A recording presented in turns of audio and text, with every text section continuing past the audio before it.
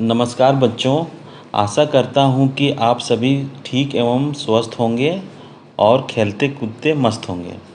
आज की इस वीडियो में इलेक्ट्रिसिटी से संबंधित ज्ञान प्राप्त करने वाले हैं। जो क्लास 10, क्लास 12, ITI इलेक्ट्रीशियन जिनका ट्रेड है, डिप्लोमा जिनका इलेक्ट्रिकल इंजीनियरिंग का ब्रांच है या इलेक्ट्रॉनिक्स इंजीनियरिंग का ब्रांच है या इलेक्ट्रिकल एंड इलेक्ट्रॉनिक्स इंजीनियरिंग का जिनका ब्रांच है, बीटेक इलेक्ट्रिकल इंजीनियरिंग या इलेक्ट्रॉनिक इंजीनियरिंग या इलेक्ट्रिकल एंड इलेक्ट्रॉनिक्स इंजीनियरिंग और कंपटीशन की तैयारी करने वाले छात्रों के लिए यह वीडियो बहुत लाभदायक होगा। बच्चों, इसे हम क्रमानुगत एपिसोड के माध्यम से इलेक्ट्रिकल और इलेक्ट्रॉनिक्स इंजीनियरिंग का कॉन्सेप्टों को अच्छे से समझेंगे।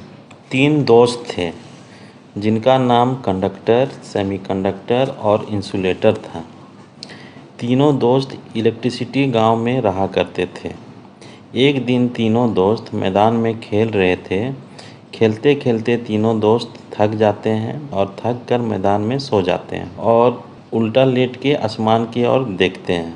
तभी आसमान में 2 बादल आते हैं और तीनों दोस्त से दोनों बादल पूछता है, ए बच्चों, तुम तीनों कौन हो? तीनों दोस्त यार देखकर डर जाते हैं और डरते हुए बोलते हैं, मैं कंडक्टर हूँ, ये मेरा दोस्त सेमीकंडक्टर है और मेरा दूसरा दोस्त इंसुलेटर है। तभी बादल ने उन तीनों से पूछा, तुम तीनों का नाम कैसे पड़ा, क्यों पड़ा? तभी तीनों दोस्त एक एक करके बतलाने लगते हैं।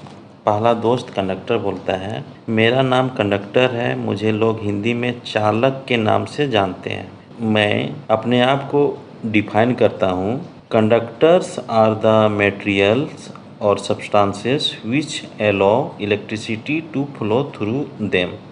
इसका मतलब क्या होता है कि कंडक्टर ऐसा मटेरियल या सब्सटेंस होता है जो अपने थ्रू इलेक्ट्रिसिटी को फ्लो करवाता है। मतलब तो कंडक्टर का डिफिनेशन सुनने के बाद इंसुलेटर अपना डिफिनेशन सुनाने लगता है। इंसुलेटर बोलता है, इंसुलेटर्स आर द मटेरियल और सब्सटेंसेस विच रेसिस्ट और don't allow the current to flow through them. इसमें इंसुलेटर क्या होता है कि इंसुलेटर एक ऐसा मटेरियल होता है या सब्सटेंस होता है जो करंट को अपने थ्रू फ्लो होने नहीं देता है। यह सब सुनने के बाद क्या सेमीकंडक्टर चुप रहने वाला था? वह तुरंत बोलता है, मैं सेमीकंडक्टर हूँ, मुझे हिंदी में अर्धचालक बोला जाता है और मेरा डिफिनेशन है कि semiconductor are materials which have a conductivity between conductor, जिसे जनरली मेटल के नाम से जाना जाता है, एंड नॉन कंडक्टर और insulator such as most ceramics. मतलब कि सेमीकंडक्टर एक ऐसा मटेरियल होता है जिसका कंडक्टिविटी कंडक्टर और नॉन कंडक्टर के बीच का होता है। तो फिर दोनों बादल तीनों दोस्त का डिफिनेशन सुनने के बाद अपने ओरिजिनल रूप में आ जाते हैं। एक बादल गुरुजी के रूप में दर्शन देता है और दूसरा बादल गुरु माँ के रूप में दर्शन देती है। दर्शन देने के बाद गुरुजी अपना परिचय देते हुए कहते हैं कि वत्स, मेरा नाम इलेक्ट्रिकल है और ये मेरी पत्नी है, इसका नाम इलेक्ट्रॉनिक्स है। मुझे भगवान ने आप लोगों को ज्ञान देने के लिए भेजा है, क्योंकि भविष्य में आप लोगों का ही अस्तित्व रहेगा। अगर आप लोग नहीं रहिएगा तो हमारी दुनिया भी खत्म हो जाएगी। यह सब सुन के तीनों दोस्त आपस में एक दूसरे को देखने लगते हैं और तीनों दोस्त गुरुजी और गुरु माँ को प्रणाम करते हैं और कहते हैं, हे गुरुजी और गुरु माँ, आप दोनों हमें ज्ञान दें ताकि हम तीनों दोस्त दुनिया को बचा सकते हैं। तभी गुरुजी तीनों से पूछते हैं, क्या आप तीनों करंट का नाम सुने हैं? तीनों दोस्त कंडक्टर, सेमीकंडक्टर और इंसुलेटर सिर हिलाते हुए कहते हैं, नहीं गुरुजी। तब गुरुजी तीनों को करंट के बारे में बतलाते हुए कहते हैं कि current is a flow of electrical charge carrier, usually electrons और इलेक्ट्रॉन डेफिशिएंट एटम। मतलब करंट इलेक्ट्रिकल चार्ज कैरियर का फ्लो है।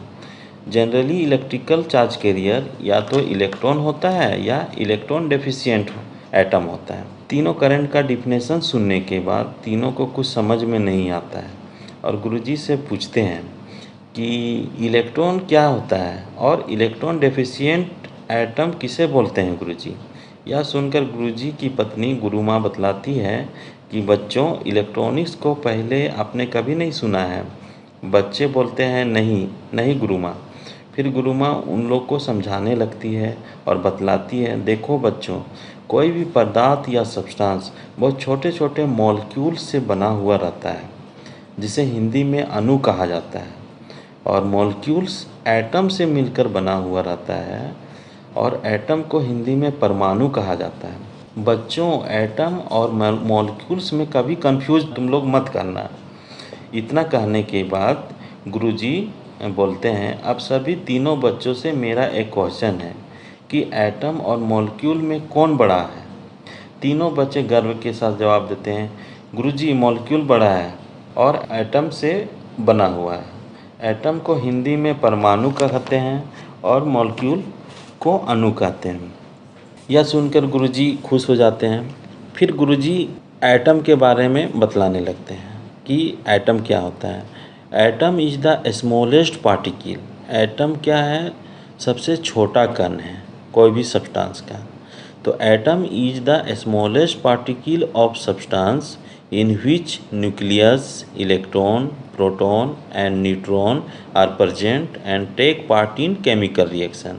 मतलब ये हुआ कि एटम कोई भी सब्सटेंस का सबसे छोटा कण होता है, जिसमें न्यूक्लियस रहता है, इलेक्ट्रॉन रहता है, प्रोटॉन और न्यूट्रॉन रहता है।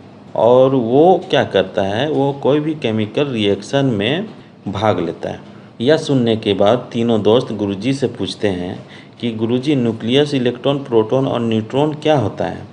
हम लोग को इसके बारे में नहीं जानकारी है। गुरुजी बोलते हैं, ठीक है बच्चों, तुम सभी एक साथ हाथ जोड़कर खड़े हो जाओ और आंख बंद कर लो। मैं तुम्हें एटम का स्ट्रक्चर दिखलाता हूँ। सभी तीनों बच्चे उत्साहित होकर आंख बंद कर अपना अपना हाथ जोड़कर खड़े रहते हैं। तभी उनकी आंख के अंदर तेज रोशनी दिखाई देता है। उसके बाद उन तीनों की आंखों के सामने स्ट्रक्चर ऑफ एटम दिखाई देने लगता है। तभी गुरु माँ पूछती है, बच्चों, आप सभी को क्या दिख रहा है? एक एक करके बताओ। तभी कंडक्टर बोलता है, गुरु माँ, मुझे एक ट्रांसपेरेंट गोला दिखाई दे रहा है, जिसके अंदर मुझे न्यूक्लियस दिखाई दे रहा है, और न्यूक्लियस के चारों ओर इलेक्ट्रॉन अपने अपने कक्षा, जिसे इंग्लिश में ऑर्बिट बोलते हैं, में घूम रहे हैं। तभी गुरु माँ बोलती है कि चलो कंडक्टर, तुम्हें तो न्यूक्लियस और इलेक्ट्रॉन दिखाई दे रहा है, अब तुम यह बतलाओ कि इलेक्ट्रॉन की खोज किसने की? कंडक्टर बोलता है, मुझे नहीं पता गुरु माँ। तभी गुरु माँ बोलती है, ज़रा गौर से देखो बेटा, तुम्हें ज़रूर दिखाई देगा। तभी कंडक्टर गौर से देखता है और बोलता है, गुरु माँ, मुझे दिखाई दे रहा है कि एक बूढ़े व्यक्ति का फोटो आता है। कंडक्टर बतलाता है कि गुरु माँ, इलेक्ट्रॉन का खोज जे थॉमसन ने सन 1897 ईस्वी में किया था, और इलेक्ट्रॉन की खोज के लिए जे थॉमसन को 1906 ईस्वी में नोबेल पुरस्कार मिला था। तभी गुरुजी आश्चर्यचकित होकर बोलते हैं, अरे वाह, तुमने तो बहुत कुछ देख लिया। फिर गुरुजी बोलते हैं, अब तुम बहुत कुछ जान गए हो कंडक्टर, अब थोड़ा सेमीकंडक्टर और इंसुलेटर से पूछते हैं। गुरुजी सेमीकंडक्टर और इंसुलेटर को अपने पास बुलाते हैं और कहते हैं, क्या सेमीकंडक्टर और इंसुलेटर, तुम दोनों को स्ट्रक्चर ऑफ एटम दिखा? सेमीकंडक्टर और इंसुलेटर सिर हिलाते हुए बोलते हैं, हाँ गुरुजी, हमको दिखा। तब गुरुजी बोलते हैं, तो बताओ फिर न्यूक्लियस कहाँ है? सेमीकंडक्टर और इंसुलेटर दोनों एक साथ बोलते हैं, न्यूक्लियस तो एटम के सेंटर में है गुरुजी। तब अचानक इंसुलेटर बोलता है, गुरुजी गुरुजी, मुझे एक बूढ़ा व्यक्ति दिखाई दिया, वे कौन थे? गुरुजी बतलाते हैं, वह बूढ़ा व्यक्ति और कोई नहीं, वे जॉन डाल्टन थे। उन्हीं ने सन 1808 में एटम यानी परमाणु की खोज की थी। जॉन डाल्टन एक महान गणितज्ञ और रासायनिक वैज्ञानिक थे, जिन्होंने सबसे पहले प्रमाण दिया था कि पदार्थ छोटे छोटे कणों से मिलकर बना होता है। अब गुरुजी कुछ सोचते हुए बोलते हैं, अब यह बताओ कि न्यूक्लियस में क्या होता है? तब दोनों एक साथ बोलते हैं, न्यूक्लियस में गुरुजी प्रोटॉन और न्यूट्रॉन होते हैं। तभी गुरु माँ बोलती है, बच्चों, प्रोटॉन की खोज कब और किसने की? तभी इंसुलेटर बोलता है गुरु माँ, प्रोटॉन का खोज रदरफोर्ड ने एक्सपेरिमेंट करके 1911 ईस्वी में किया। यह सुनकर गुरु माँ बोलती है, बहुत खूब, तुम सब बच्चे तो बहुत टैलेंटेड हो। अब मैं तुम तीनों से बारी बारी से क्वेश्चन पूछती हूँ और इसके बाद खाना खाने के लिए तुम सभी को परीलोक ले जाऊंगी। तुम सभी अच्छे से क्वेश्चन का जवाब देना, नहीं तो तुम सभी परीलोक नहीं जा पाओगे। मेरा पहला क्वेश्चन कंडक्टर से है। फिर कंडक्टर की ओर देखकर बोलती है, बेटा कंडक्टर, तुम मुझे बताओ कि इलेक्ट्रॉन क्या होता है। तब कंडक्टर शांत भाव से जवाब देता है, गुरु माँ, इलेक्ट्रॉन नेगेटिव चार्ज पार्टिकल को कहते हैं, जिसमें -1.60 इंटू 10⁻⁻19 कूलम का चार्ज होता है और इसका मास 9.1 इंटू 10⁻31 kg के बराबर होता है और इसे हम E के ऊपर माइनस लिख के दर्शाते हैं। यह जवाब सुनने के बाद गुरुजी, गुरु माँ, सेमीकंडक्टर और इंसुलेटर ताली बजाने लगते हैं। गुरु माँ अब सेमीकंडक्टर से पूछती है, बेटा सेमीकंडक्टर, अब तुम प्रोटॉन के बारे में मुझे कुछ बताओ। फिर सेमीकंडक्टर गुरु माँ से बोलता है, गुरु माँ, प्रोटॉन पॉजिटिव चार्ज पार्टिकल को कहा जाता है।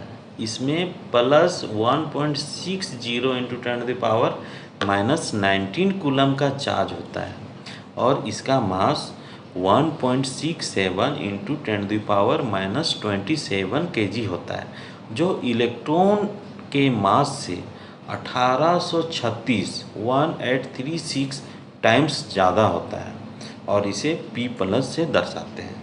यह सुनकर गुरुजी बोलते हैं, बहुत खूब, बहुत खूब, शाबाश मेरे बच्चे। अब गुरु माँ इंसुलेटर से पूछती हैं, बेटा इंसुलेटर, अब तुम बतलाओ न्यूट्रॉन क्या है। इंसुलेटर बोलता है, गुरु माँ, न्यूट्रॉन एटम, कोई भी एटम का न्यूट्रल पार्टिकल होता है। इसमें कोई चार्ज नहीं होता है, नो चार्ज होता है इसमें, और इसका मास 1.67 इंटू 10⁻⁻27 kg होता है, जो प्रोटॉन के मास के लगभग बराबर होता है।